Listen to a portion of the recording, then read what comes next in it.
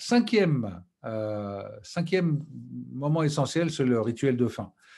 J'ai envie de plus de parler de la fin de chaque séance, parce que effectivement, quand on fait un coaching de plusieurs séances, on va clôturer le coaching.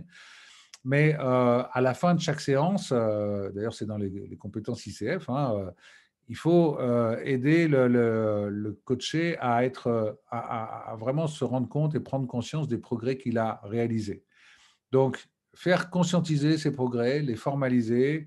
Qu'est-ce que tu as appris dans cette séance et qu'est-ce que tu vas en faire? C'est essentiel.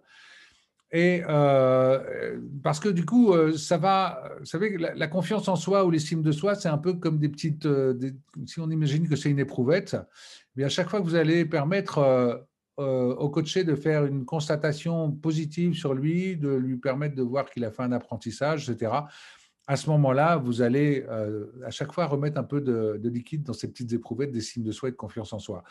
Et entre nous, l'estime de soi et la confiance en soi, c'est ce qui remplit 90% des séances de coaching, peut-être pas tout à fait, mais on n'en est pas loin, 70%. Mais c'est vraiment les mots du siècle parce qu'on s'est fait brider, on s'est fait formater, on s'est fait je ne sais quoi, matraquer, manipuler, etc. par la famille, la culture, les médias, etc. Et du coup, effectivement, la confiance en soi et l'estime de soi, c'est des éléments qui sont souvent en déficit chez les personnes qu'on accompagne. Eh bien, le fait de faire conscientiser, de formaliser les progrès qui ont été établis, eh bien, c'est justement un élément qui va permettre d'accroître cette confiance en soi et cette estime de soi. Et derrière, c'est toujours proposer un tasking, hein. Le tasking, c'est, bon, voilà, qu'est-ce que tu vas faire? Qu'est-ce que je vais te proposer de faire entre ces deux séances? Et là aussi, un autre élément essentiel, c'est de vérifier que le tasking est smart. C'est-à-dire qu'il est réalisable, que c'est ambitieux, que la personne est OK, qu'elle va, voilà, comment elle va savoir qu'elle l'a bien fait, etc. Un smart, j'ai envie de dire, minimal, mais vérifier quand même que le tasking que vous allez donner à la personne est smart parce que du coup, elle va pouvoir, et là, ça rejoint un peu ça rejoint l'engagement dont vous avez parlé en ouverture de séance. Hein, cet engagement, c'est parce que vous vous engagez que vous allez faire des progrès. Bien, ce tasking, c'est aussi voilà, un élément essentiel aussi pour un coach, c'est qu'on n'est pas responsable des résultats, mais on est responsable des moyens qu'on apporte.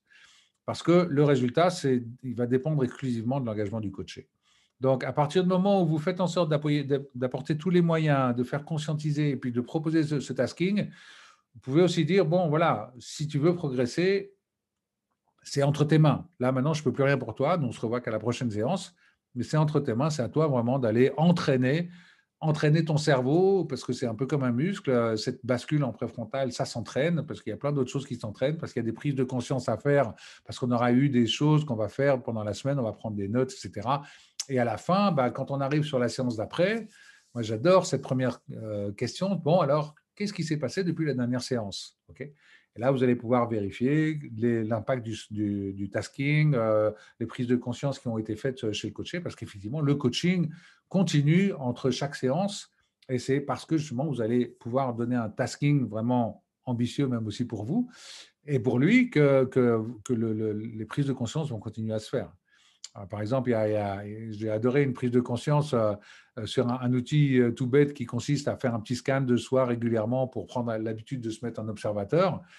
Et la personne m'a dit, j'ai découvert un truc génial, c'est que je suis beaucoup plus souvent positif que ce que je pensais. Donc, ça, c'est une jolie prise de conscience, du coup. À la personne qui a l'impression d'être dans sa problématique tout le temps, eh bien, à partir du moment où elle va faire plusieurs arrêts sur elle-même et se regarder, elle s'aperçoit qu'elle est beaucoup plus souvent positive. Quelle belle prise de conscience.